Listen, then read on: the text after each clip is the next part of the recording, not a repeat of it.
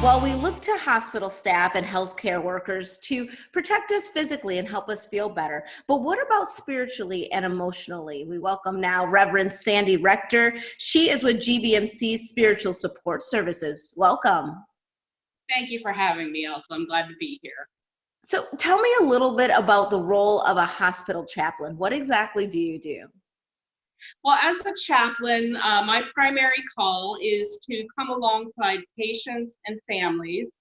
Chaplains provide religious support, sacramental support, prayer, things that are specific to somebody's religious tradition. But we're also there for people who are not religious, who might consider themselves more spiritual. And I think we're all spiritual in some ways, asking questions about what gives my life meaning and value. So we engage in conversations with people who are not necessarily religious, but more spiritual. And we're there just to offer encouragement, to help people process the anxiety that they're experiencing being hospitalized. It's a time of great vulnerability for a lot of people. So we do that for the patients and families, but also for the staff. That's what I was going to ask you, because I imagine that anxiety is heightened right now in the middle of this pandemic. How has COVID-19 changed your role, or what more are you doing right now that maybe you weren't doing before this pandemic hit? Yeah, it has really changed how we support our patients and their families, primarily because there is a huge barrier. We have face shields that we have to use. We have face masks that we have to have on. It kind of muffles our conversations with our patients. Family is generally not visiting in any of the hospitals in the area right now because they're not able to come in because of concern of spreading the virus. So we're having to call people. And I'm also calling into the COVID positive rooms rather than going in, so that we're minimizing traffic in and out of those rooms. So it really has created an obstacle in being able to connect face to face with people. But we've also lost our volunteers. We have over 60 volunteers in our department who come into the hospital 7 days a week. They bring communion to the patients, they visit with patients. So we're kind of running on a skeleton crew right now. So it's a challenging time. It's challenging, but you're still getting the work done. And I feel like even now that work and that ministry has broadened, because I'm thinking about all the healthcare workers that are actually at the hospital staff. How are you helping them navigate this time? Yeah, I have to say the staff has just been tremendous. Obviously, when all of this started unfolding, there was a lot of anxiety and uncertainty about how do we handle this? How do we go in and out of these rooms all day long? They have been absolutely phenomenal. The nurses, the technicians, the doctors, the residents, they're really stepping up to full service to all the patients. They're doing a tremendous job. I think the anxiety level has come down. It's not quite as scary. We've got precautions in place to try to keep everybody as safe as possible.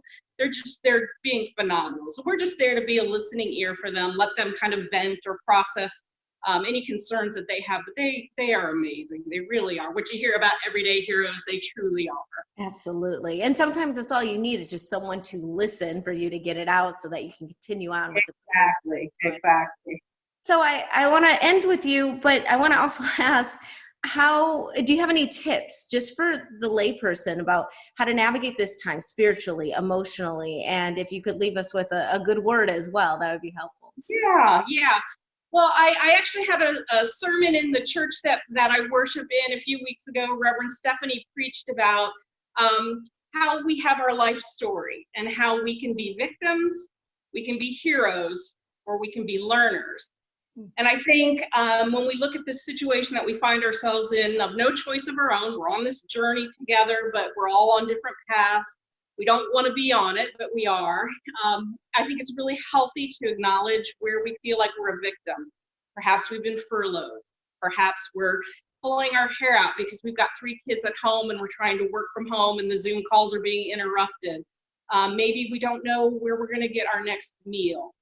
Loss of income. All these things are very important to acknowledge, but if we only focus on kind of the victim side of where we are, I think it creates a very unhealthy environment and can create a downward spiral. So I want to encourage people to tackle the bad things one thing at a time, break them down into a daily task of how do I address it? How do I get help? How do I get support?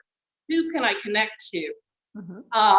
Then when we look at heroes, how can we take control in the midst of this situation? What can we do to kind of conquer what we're facing together? So create a sacred space in your home. If you have a little corner somewhere that you can just sit maybe 5 minutes, breathe deep, maybe use an app on your phone for guided meditation, spend time in prayer, do something that's healthy for you.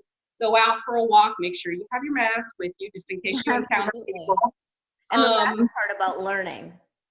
the learning is, I think one of the things to keep in mind is just to always say, what can I do to be better when I come out of this? When we get through this, when we get to the other side, how can we be better for having been on this journey? Thank you so much for being with us. Really appreciate it. And we'll be right back with more Midday Maryland right after this. Stay tuned.